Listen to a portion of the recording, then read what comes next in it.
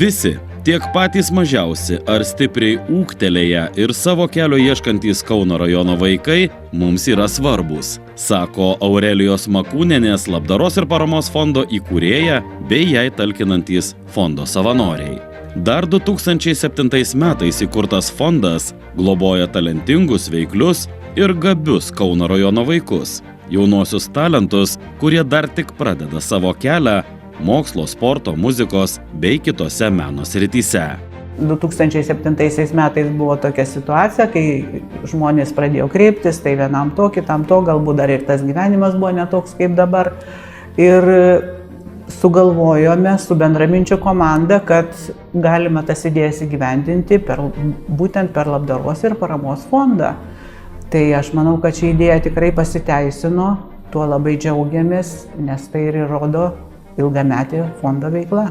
Tai tokia ir galimybė atskleisti talentingus moksleivius, jų gabumus, jų talentus, sudarant galimybės dalyvauti įvairiuose konkursuose, įvairiuose olimpiadose, festivaliuose, taip siekti meistriškumo aukštumų, įgyvendinti savo tikslus ir svajones.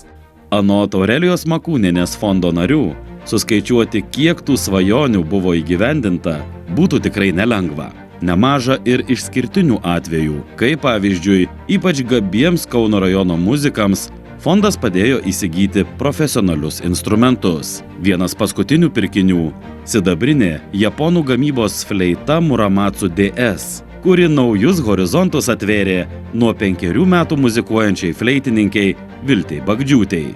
Visiškai kitoks pojūtis tiesiog grojant. Anie tiesiog neskambėdavo, o šitas limpa skamba. Tai iš tikrųjų yra didelė suma ir vargiai būtume galėję įsigyti instrumentą patys. Aurelijos Makūnienės labdaros ir paramos fondo veikla paremta neatlygintinų savanorių darbu, kuris tikrai nėra lengvas. Sulaukę pagalbos prašymo, turime gerai įvertinti kiekvieną atvejį.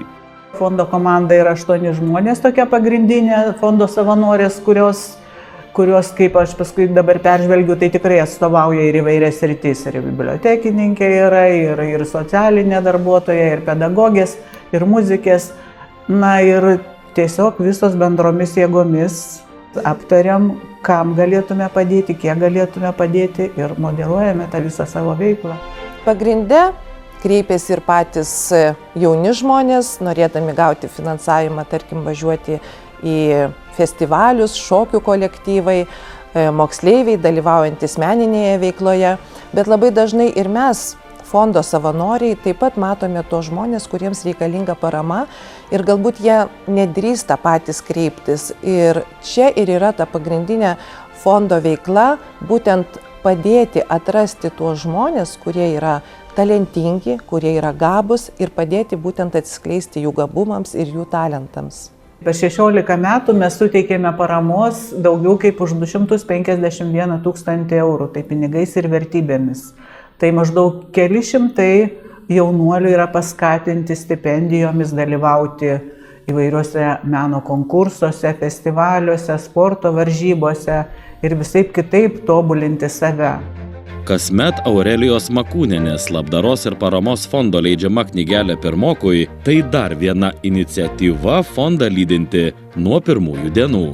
Tai viena iš fondo veiklų yra knygos leidimas pirmokui, kurią kiekvieną rugsėjo 1-ąją pirmokai visame Kauno rajone gauna knygą ir taip ateidami į mokyklą jie gauna pirmąją dovaną, kad susipažintų su raidėmis, su pirmaisiais žodžiais, bet šita knyga turi tokią dvejopą reikšmę. Šią knygą iliustruoja taip pat Kauno rajono moksleiviai ir jau 15 tokių knygų yra išleista ir iš įvairių Kauno rajono mokyklų yra šios knygos iliustratoriai, būtent Kauno rajono moksleiviai. Tai yra galimybė moksleiviams pasireikšti kaip dailininkams, pasireikšti jų saviraiškai ir pirmą kartą galbūt gyvenime būti tikraisiais dailininkais. Ir jie pirmą kartą gauna išleistą knygą su jų piešiniais.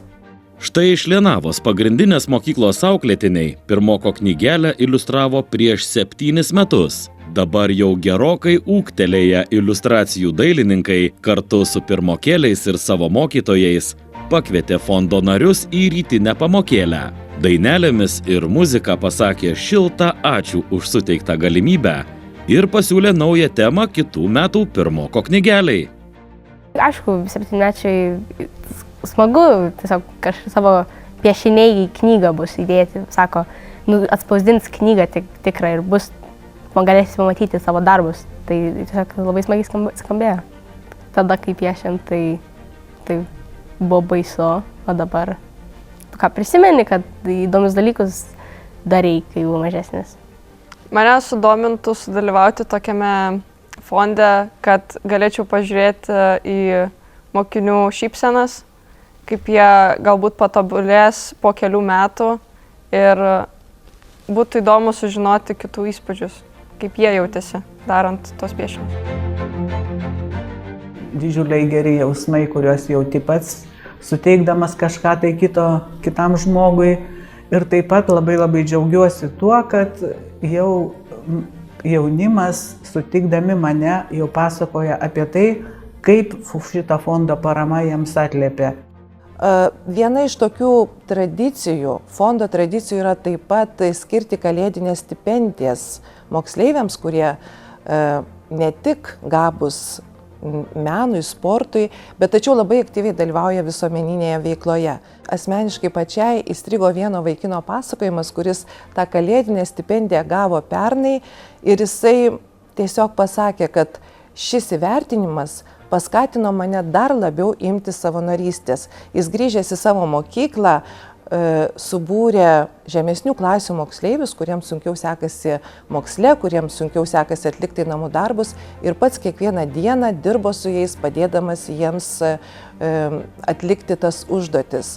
Tai ir mus, ir Aurelijos Makūnės fondo savanorės, ir tuos žmonės, kurie mes dirbame, ir rėmėjus, tokie pavyzdžiai tikrai dar labiau skatina veikti, nesustoti ir eiti į priekį. Ir aišku, mes be galo dėkingi tiems žmonėms, kurie mumis tiki ir remia fondo veiklą, nes iš kur mes laikomės iš žmonių lėšų, iš tikrai žmonių gerumo, iš bendrystės. Tai Kauno rajone, manau, labai gražus pavyzdys.